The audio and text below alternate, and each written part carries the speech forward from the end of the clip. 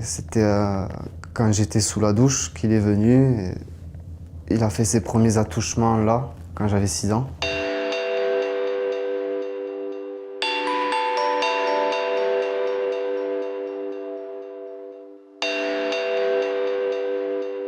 Ça a commencé quand j'avais 6 ans. Donc il y a un monsieur qui voulait créer son club de foot. Donc il est venu dans la boulangerie, demander à mes parents pour des sponsors, etc. Mon père a accepté vu qu'il venait de monter sa boulangerie. Lui aussi, ça lui faisait un peu de pub. Donc il voyait que du bien dans cette association-là. Puis de fil en aiguille, lui, il a pu mettre l'emprise et prendre la confiance de mes parents.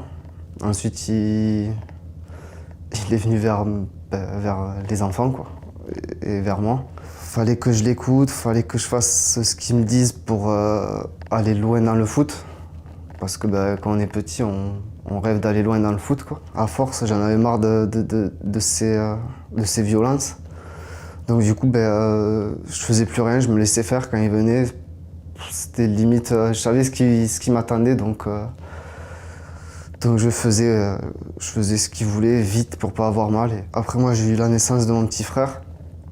Et ça a été vraiment là le déclic pour moi, parce que quand j'ai eu mon petit frère sur ses genoux, je me suis dit, ce qu'il a fait à moi, il le fera pas à mon petit frère, ça c'est hors de question. Donc je l'ai dit à mes parents. Là, ils sont venus de suite.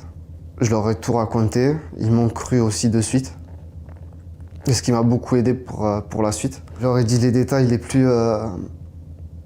Par exemple, il disait qu'il montait dans la chambre pour faire mes devoirs. Et ce que je disais à ma mère, il venait dans ma chambre pour faire soi-disant les devoirs de maths. Et à chaque fois, maths, c'était ma matière où j'étais le plus nul, quoi, à chaque fois.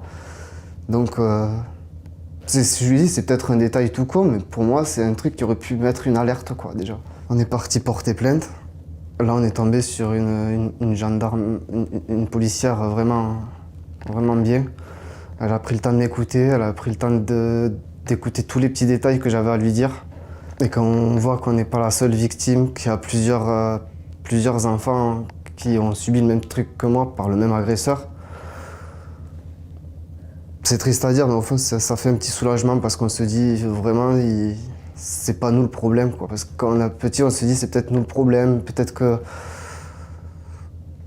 le mérite finalement. Donc, puis non, en fait, on mérite rien du tout et il faut vraiment enfermer tous ces gens-là et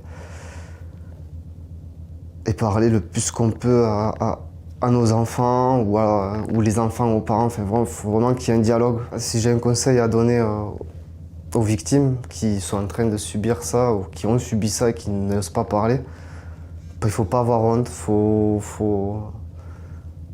parler, il faut vider son sac tout simplement, parce que ça peut faire du bien de temps en temps.